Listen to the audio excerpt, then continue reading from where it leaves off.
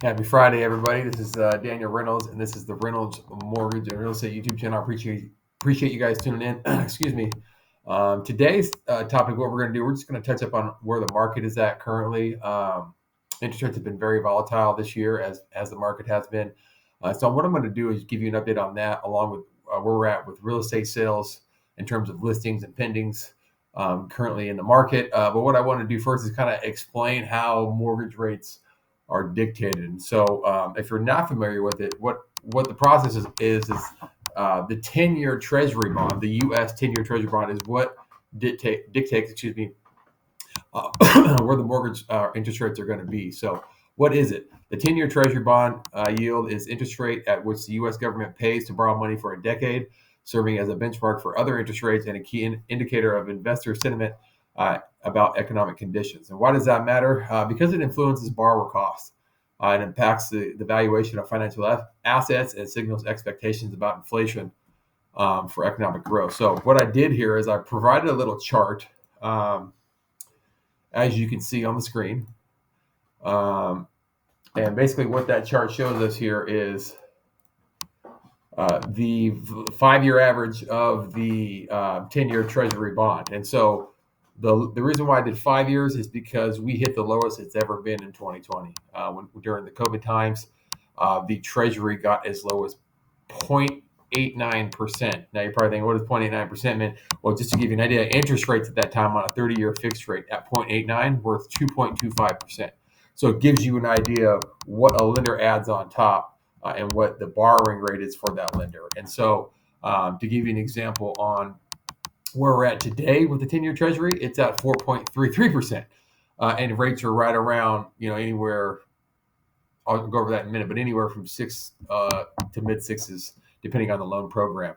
And so, when we're talking about that, some key takeaways might be how it kind of works is the 10-year treasury is used as a proxy for mortgage rates.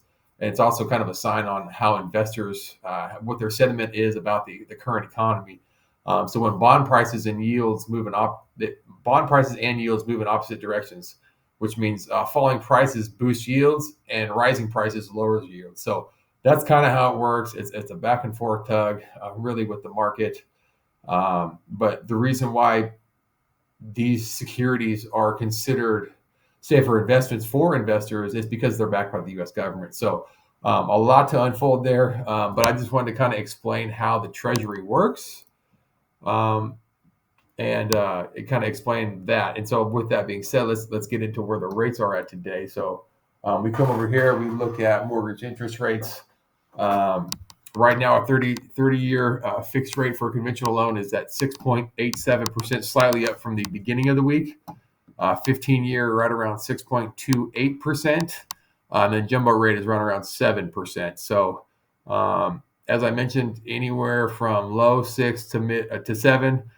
Then you add in FHA and VA. Typically, those are government-backed entities, and so those rates are always in line with each other. FHA today is at 6.36, and VA is at 6.38. So that's where we're at with the mortgage interest rates. They have come down since the highest. At one point they were as close as 8% on conventional deals. So they have come down. It's gotten better. We're still not where we want to be, though.